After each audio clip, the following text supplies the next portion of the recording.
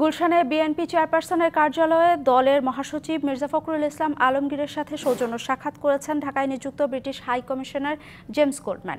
এ নিয়ে ব্রিফ করছেন মির্জা ফখরুল ইসলাম আলমগীর। সরাসরি চলে যাচ্ছি সেখানে। আমরা এই বিষয়টা আপনার বারবার করে বলে আসছি যে আমরা একটা লিবারেল ডেমোক্রেটিক পার্টি, আমরা গণতন্ত্রে বিশ্বাস করি। গণতন্ত্রের সমস্ত নর্মস এন্ড কন্ডিশন যেগুলো, সেগুলোতে আমরা আস্থা রাখি এবং সেগুলো আমরা চর্চা করেছি, অতীতেও চর্চা করেছি। তো সেইভাবেই আমরা মনে করি, আমরা কথা বলে আসছি যে it is not us to will decide যে কোন পার্টি নিষিদ্ধ হবে, কোন পার্টি কাজ করবে, কোন পার্টি কাজ করবে না। পিপল উইল ডিসাইড, যে মানুষ নির্ধারণ করবে যে কোন পার্টি থাকবে কি থাকবে না, কোন পার্টি নির্বাচন করবে কি করবে না। এই কথাটা তো আমি আপনাদের পরিষ্কার করে বলেছি যে জনগণ উইল ডিসাইড ইট। আমার পক্ষ না পক্ষ থাকা ইনম্যাটেরিয়াল, পিপল উইল ডিসাইড ইট।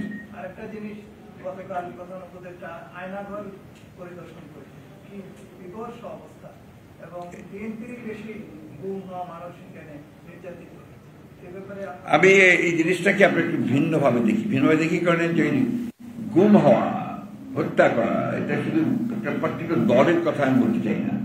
এটা বাংলাদেশের মানুষকে গুম করা হয়েছে, বাংলাদেশের মানুষকে আপনার এখানে হত্যা করা হয়েছে নির্মমভাবে।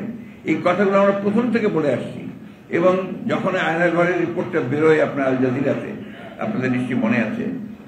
সানবিট সব দিবে সামাল, সানবিট ম্যাজিক প্রেস ডিশওয়াশিং এর মাথা ঘোরানো সলিউশন। তখন কিন্তু এটা গভর্নমেন্ট পুরোপুরি ডিনাই করেছে, তারা বলছে এই ধরনের কিছু নাই, কিন্তু এটা প্রথম থেকেই এই গাছটা চলে এসছে। আপনারা মানুষকে তুলে নিয়ে মিথ্যা অপবাদ দিয়ে সেই জঙ্গি সংগঠন করছে, এই ধরনের কথাগুলো বলে বন্দী করে আটক করে নির্যাতন করে তাদের কাছ থেকে বিভিন্ন কথা বার করার চেষ্টা করছে। কিছু লোককে তারা সেখানে রেখে দিয়েছিল যে বিভিন্ন সময় তাদেরকে দিয়ে জঙ্গি নাটক সাজাবে। ভুলে গেছেন নাকি আপনারা যে এক একটা বাড়িতে এখানে জঙ্গি আপনার ট্রেনিং হচ্ছে, চর্চা হচ্ছে, পড়াশোনা হচ্ছে, জঙ্গিবাদ তৈরি করা হচ্ছে, আপনার বোম তৈরি করা হচ্ছে, এইসব দেখিয়েছে। আজকে প্রমাণিত হয়ে গেল যে আমরা যে কথাগুলো বলেছি সত্যি, এবং তার সরকার ওই সময় অত্যন্ত সচেতনভাবে বাংলাদেশের মানবাধিকার লঙ্ঘন করেছে, আপনার গণতন্ত্রকে ধ্বংস করেছে, এবং তারা শুধু ক্ষমতায় টিকে থাকার জন্য তারা বিরোধী দলকে ধ্বংস করেছে। যে আর কিছু আছে?